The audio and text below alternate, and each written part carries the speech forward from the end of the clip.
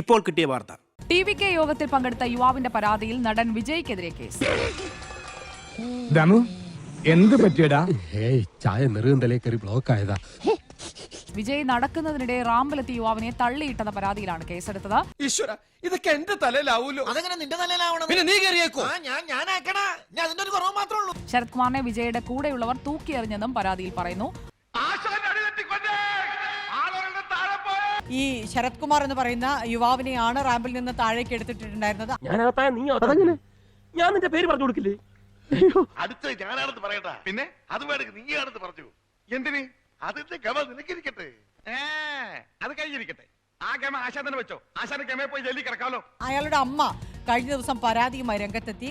നിനക്കെതിരെ ഒരു സ്ത്രീയുടെ പരാതി ഇട്ടിട്ടുണ്ട്. നാളെ 10:00 ടൗൺ സിയുടെ ഓഫീസിലെത്തില്ലെങ്കിൽ നിന്റെ മുട്ടലെ എന്തെങ്കിലും ഒടിക്കും കേട്ടാ. യുവാക്കളോട് മാന്യമായി പെരുമാറാൻ അറിയാത്ത വിജയ് എങ്ങനെയാണ് ഒരു സംസ്ഥാനത്തിന്റെ മുഖ്യമന്ത്രി പദത്തിലേക്ക് എത്തുക എന്ന ന്യായമായ ഒരു ചോദ്യമാണ് അവർ ഉന്നയിച്ചത്. എന്തായാലും ഈ വിഷയത്തിൽ വിശദമായ അന്വേഷണം തന്നെ നടത്താൻ ഒരുങ്ങിയിരിക്കുകയാണ് പോലീസ്. ഇനിയെല്ലാം ദൈവത്തിന്റെ കയ്യിലാ. ഭാഗ്യമുണ്ടെങ്കിൽ നമുക്ക് വീണ്ടും കാണാം. വരട്ടെ.